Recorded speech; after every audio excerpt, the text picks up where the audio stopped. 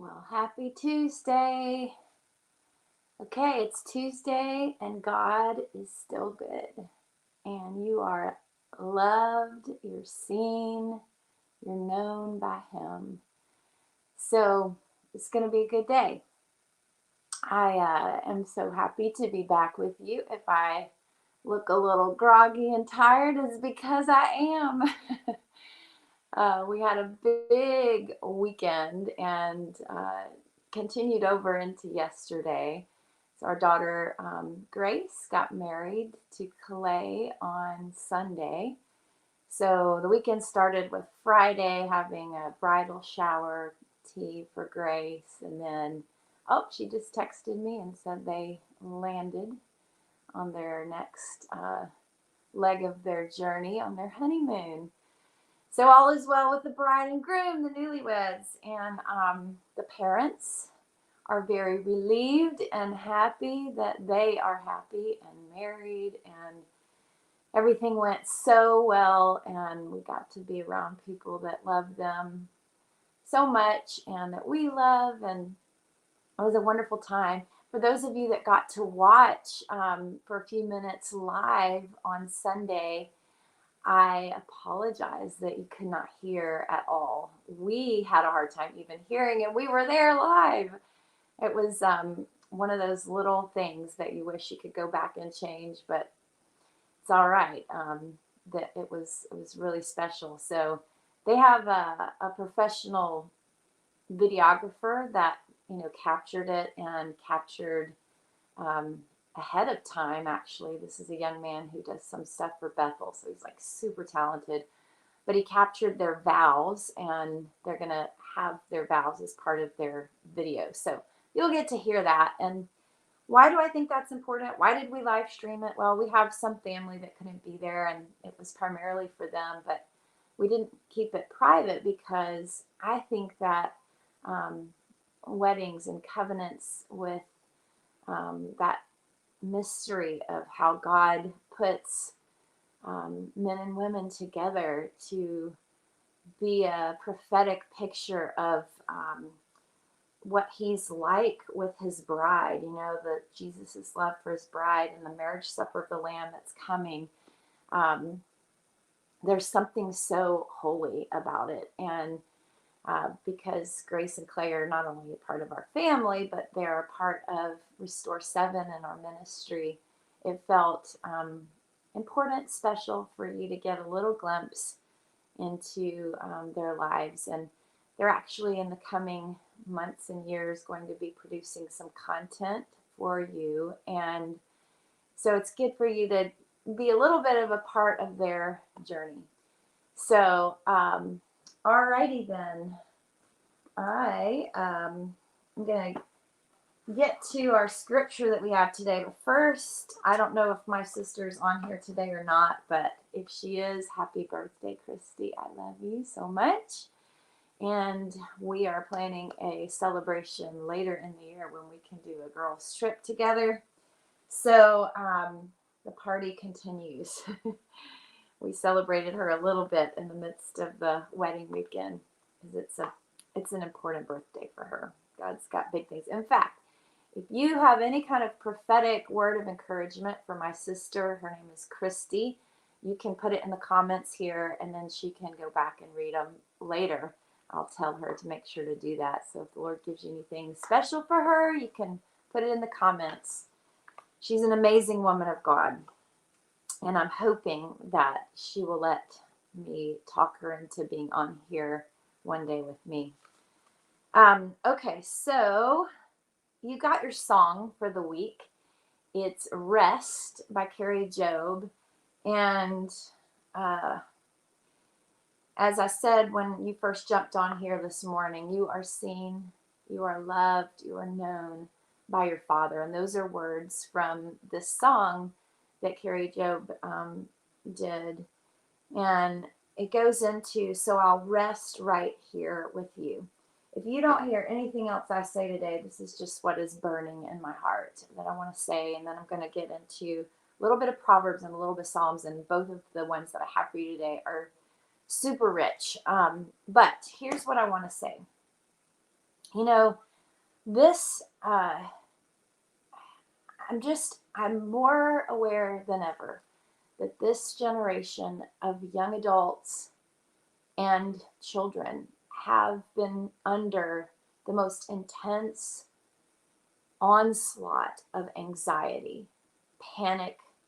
Um, I guess we call them anxiety or panic attacks of, um, difficulty being in social situations, feeling like they're not like really there, like they have a hard time connecting with reality, feeling a lot of depression, a lot of pain in their physical bodies, um, a lot of like need to be constantly in contact with other people through their phone. Um, it's the warfare that has come against the younger end of our generation is so intense.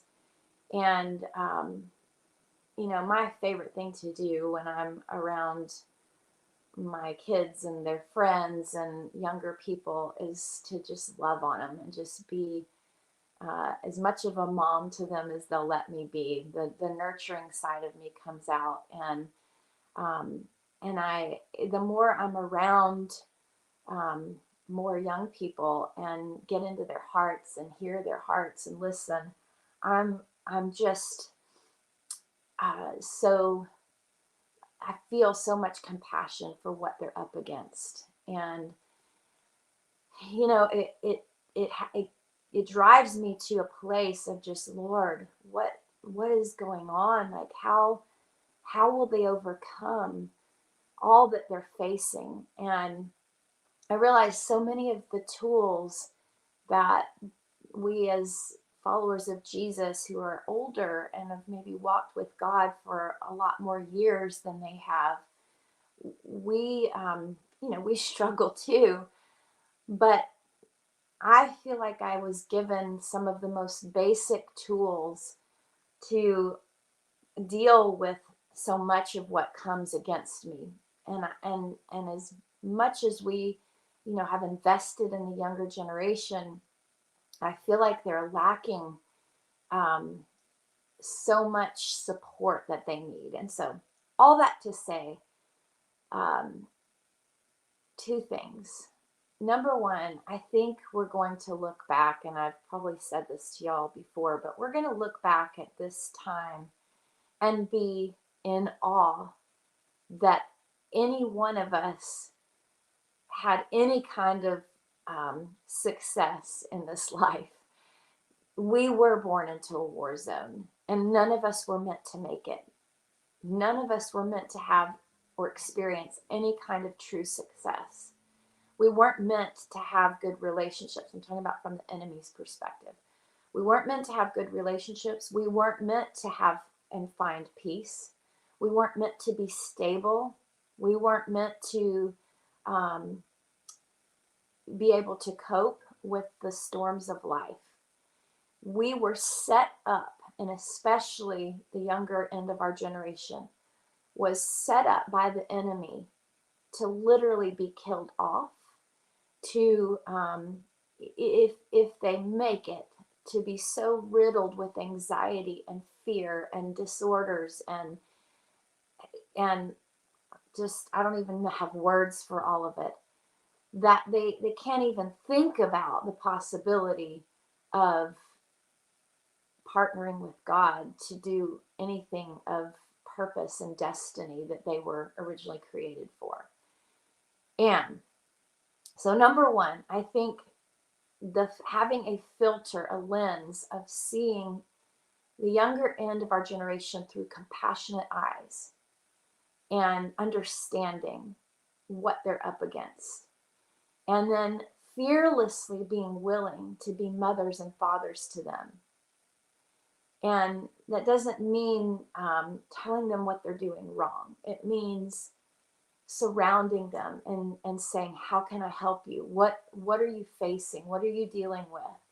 And then speaking the truth to them, life to them, telling them any secrets that you've found from the Lord of how to thrive in the midst of the storm.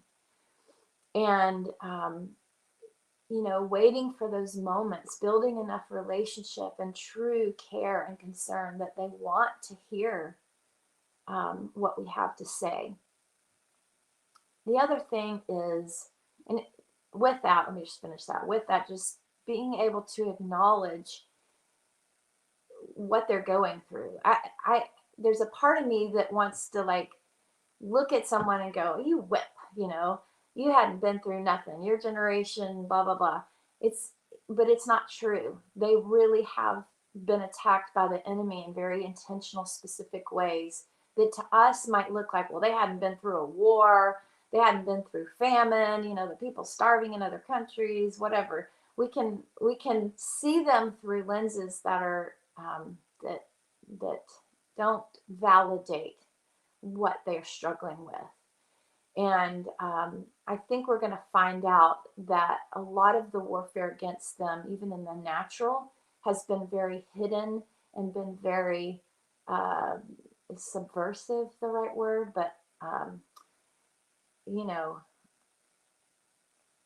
like there's been a hidden agenda that we haven't seen, therefore we didn't know how to protect them from it. And if we didn't see it, what chance did they have? I'm talking things like autism that comes often from vaccines and controversial stuff. I'm sorry, but I'm convinced that just the food the food that I fed my daughters, I know played a part in their health that they have today, their immune systems, all of that, the whole Lyme disease thing. They're just in the natural, not even speaking of the spiritual side of it. So we want to validate what they're struggling with and the fact that they're struggling and have compassion and be good mothers and fathers to them. The second thing is, I don't know any better way. Of all the coping options that are out there, we have incredible counselors, life coaches, therapists. We have incredible access to nutrition, and there's cutting edge medical things, especially on the holistic integrative side of medicine. There's all kinds of books and resources and courses that you can take to better yourself. There's meditation and true statements. There's everything, all kinds of ways that we can help ourselves through anxiety and fear and all of that. But even biblically, we can do studies. We can find good verses and scriptures. We can do devotionals. We can get into prayer and worship. But I literally do not know of anything that works the same as just simply being with God, just getting into his presence. When I look back over my life and the challenges and the moments that were the worst, that I just thought, I can't take another breath.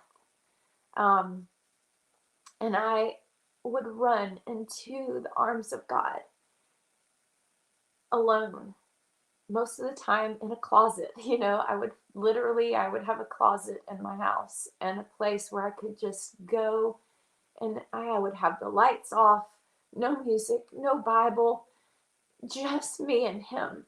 Nothing can replace that. And no one can do that for you. And no one can do that for our children and their children.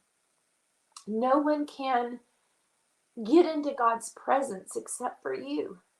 It's just you. It's a choice that we all have.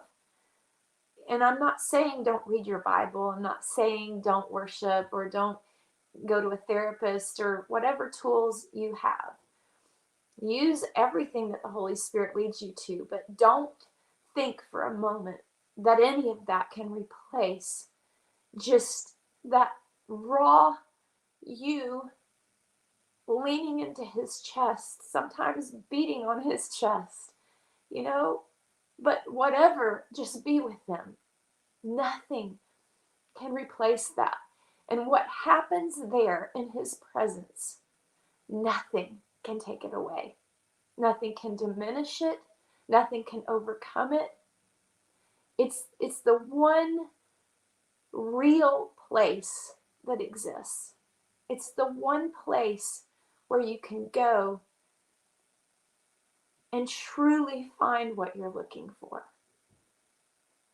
And again, no one can go there for you.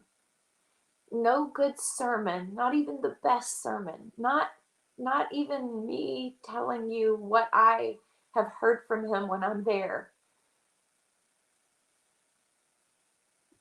So I don't want to just belabor the point, but run to him and run to him often and be with him and shut out anything and everything else. Just be with him. Even if you feel like I can't feel him, I can't hear him, just do it by faith. Just do it. Just sit with him and say, I'm here, I'm with you. And tune everything else out, even if it's the hardest thing to just shut it all down, shut your thoughts down, just be with him. And in that place, he's going to deposit into you what you need, whether you're feeling it or hearing it in the moment or not. He does it.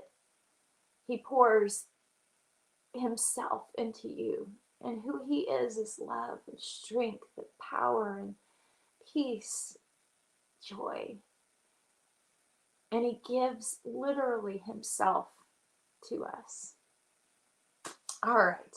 Well, Proverbs 3, verses 27 through 35. I'm going to start with that quickly. Proverbs 3. Here we go. This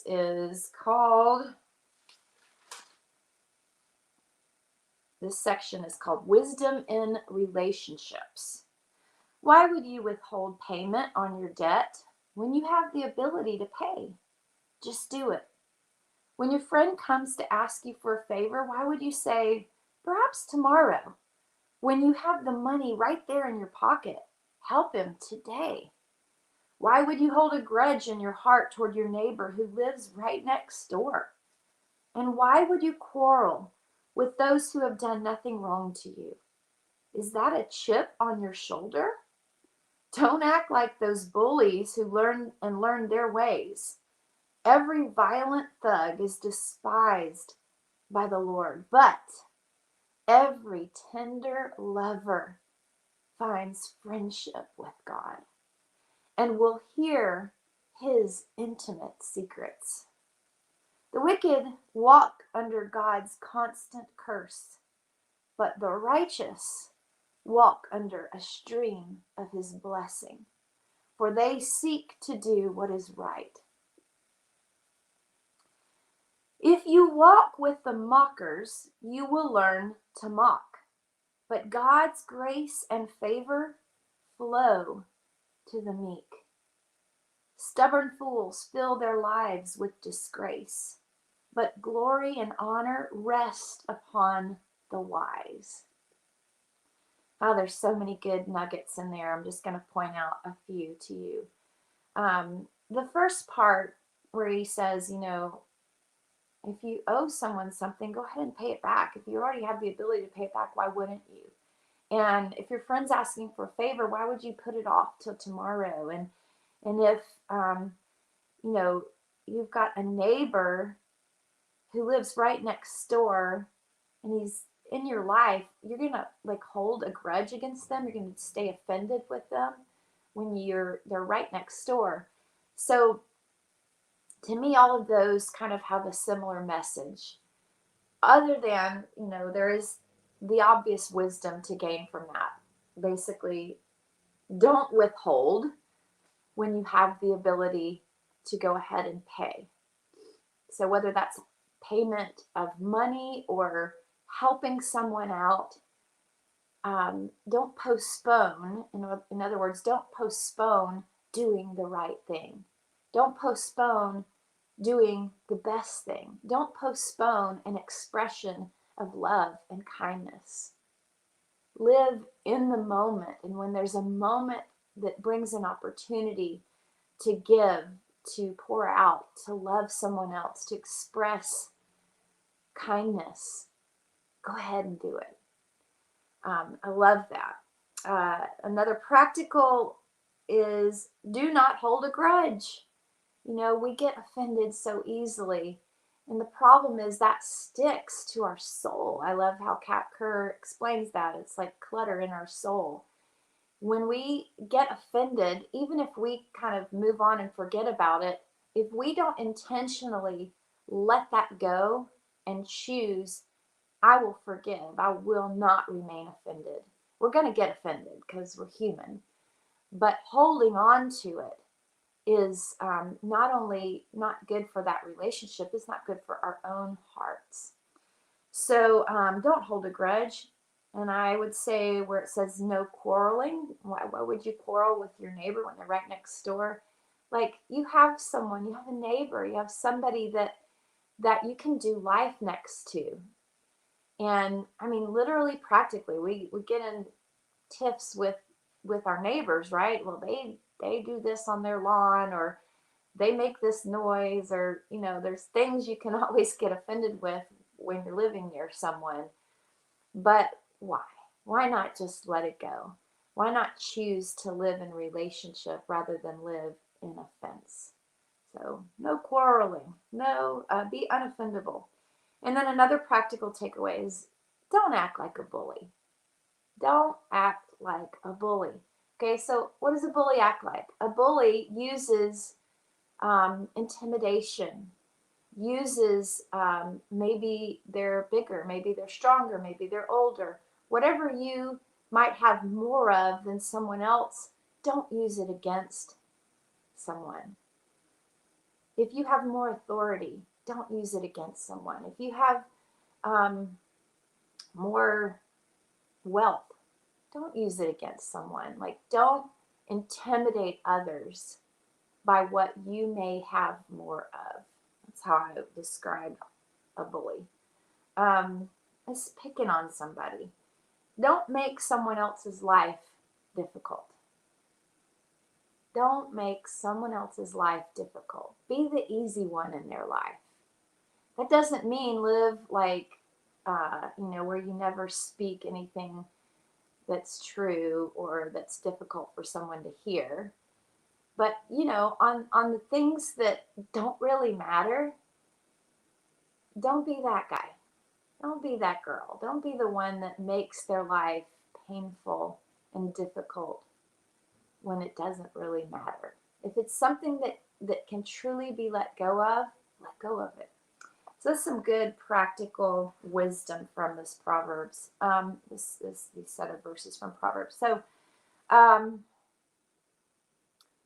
my favorite verse in there is verse 32. Every tender lover finds friendship with God and will hear his intimate secrets.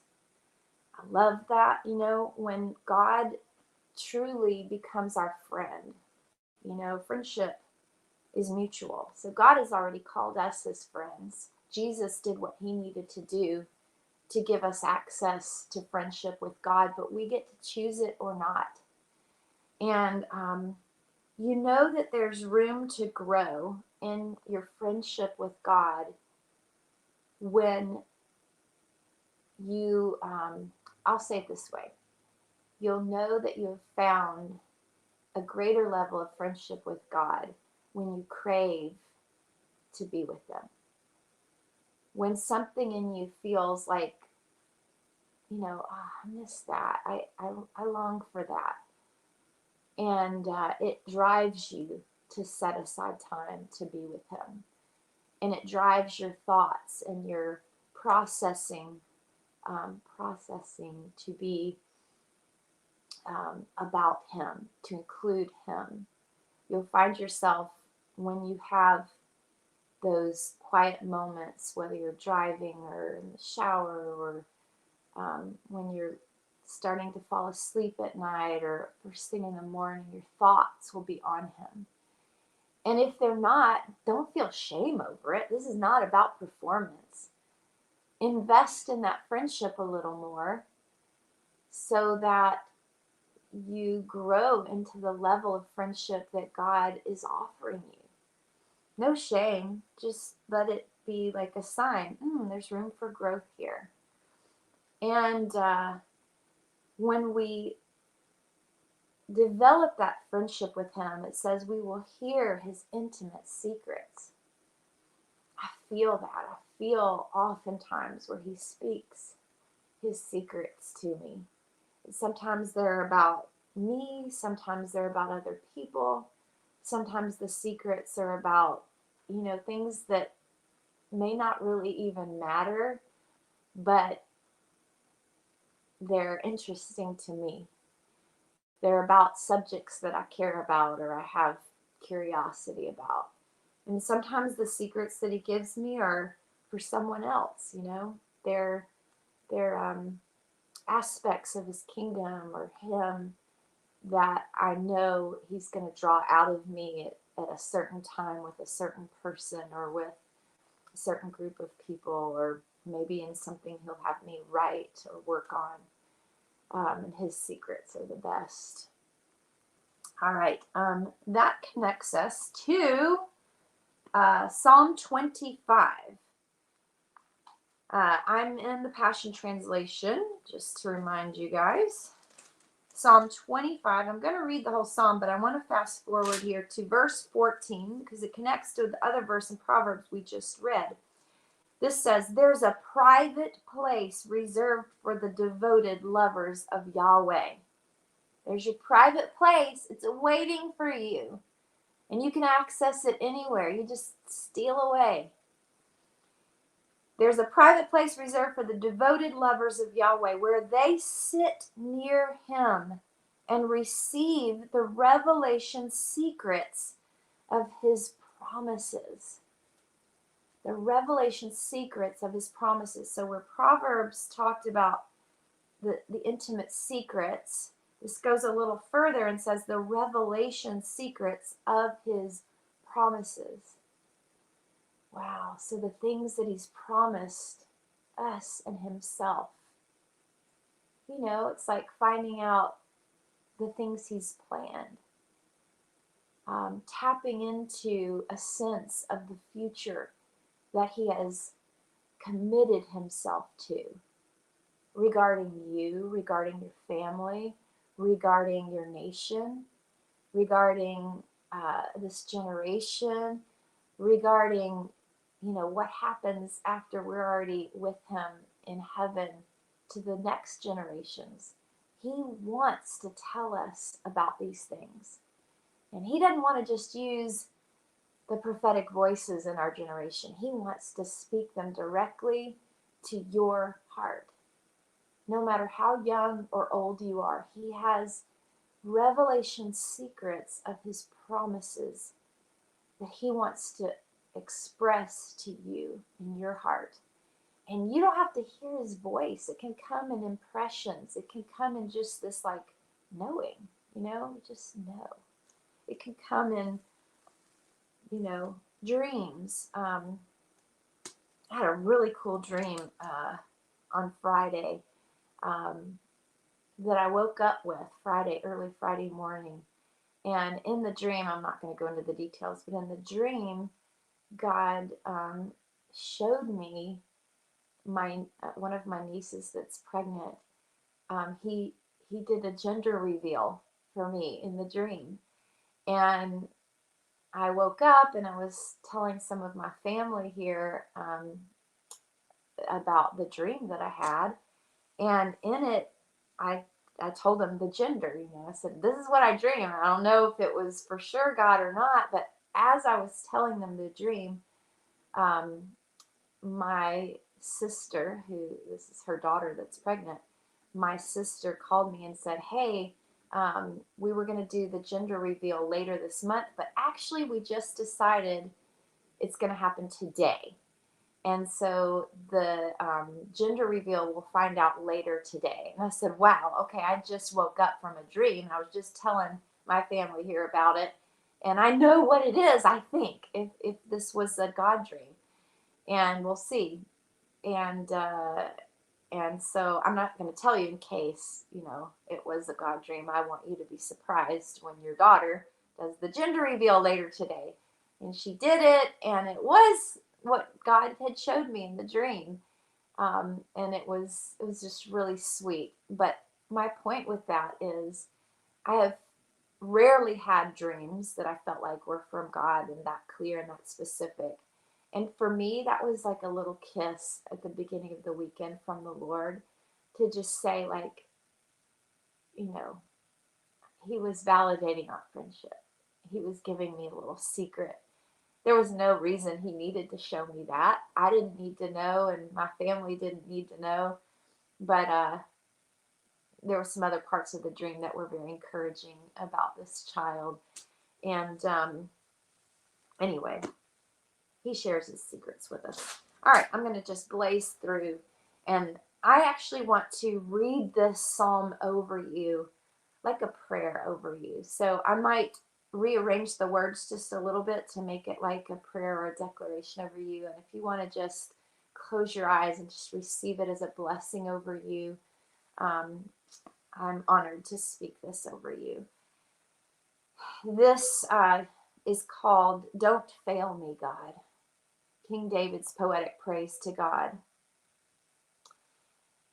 I pray that you will always lift up your soul into the presence of Yahweh, and He will be there for you as you keep trusting in Him.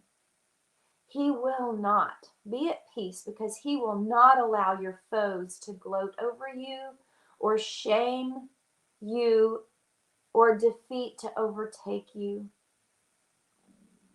Sorry, my stomach just growled if you heard that. You will not be disgraced because you have entwined your heart with God's heart, and your foes will all be defeated and ashamed, and they will not harm your innocence. Yahweh will direct you throughout your journey, and you will experience His plans for your life. He will reveal the life paths for you that are pleasing to Him.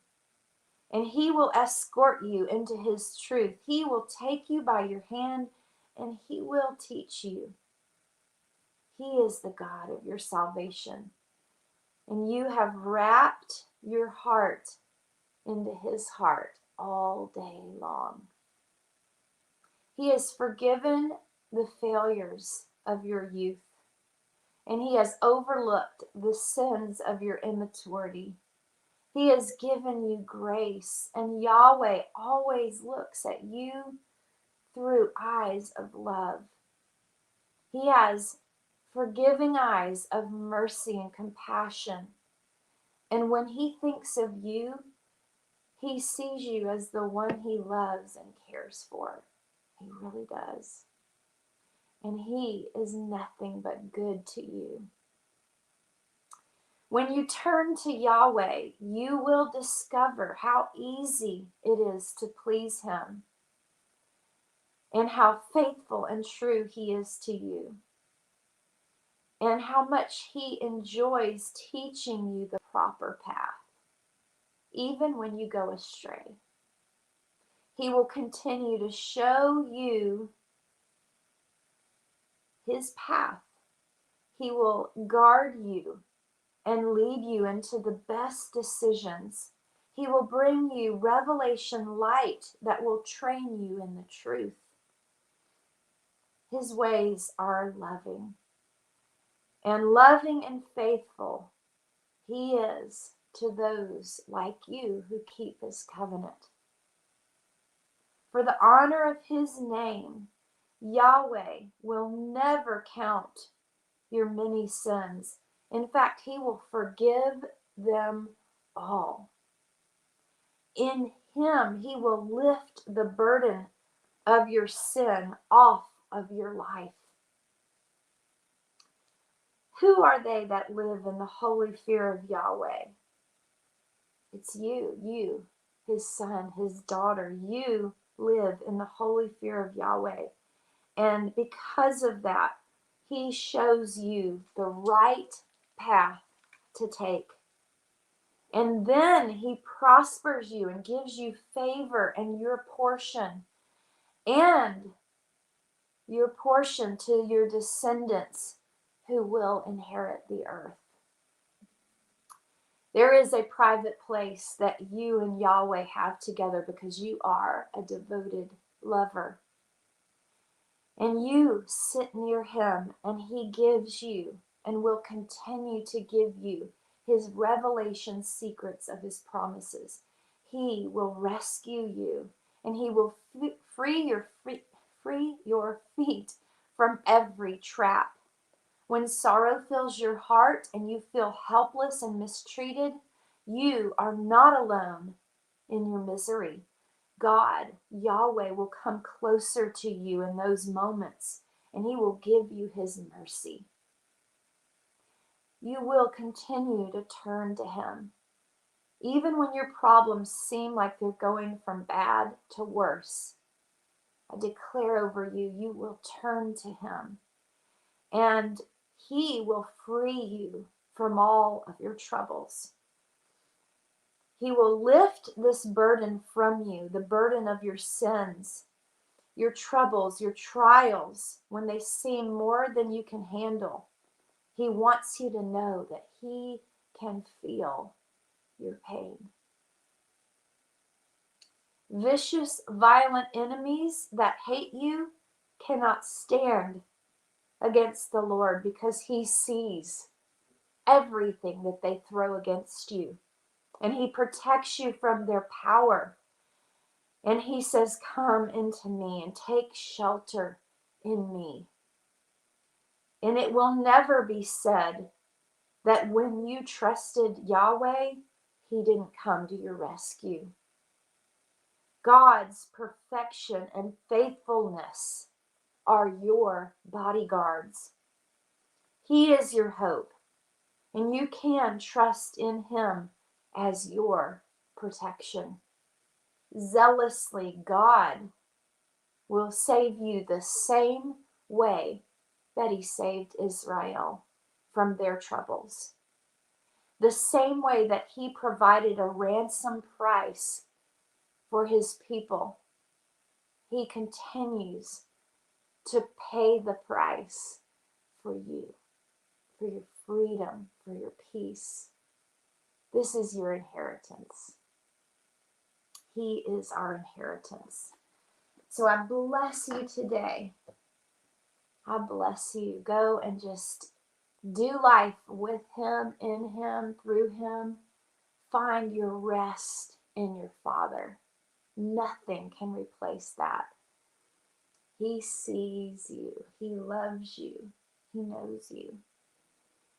And when we really, really get that, we can be conduits of that for others. We can look at people and they can feel seen by us and therefore by the Father. We can truly love others and we can help them to feel like they really are known. That's what people want. They want to feel seen and loved and known. And so how will we ever give that away if we don't really get that for ourselves? And the only way to get it is just by running into him over and over and over again. And when you feel empty, go get filled again. Don't walk around empty or even half empty. Stay full for such a time as this. Stay full of him. All right. It's been a great morning again with you. I will be with you again tomorrow, and I look forward to looking at some of your comments here. Love you and see you tomorrow.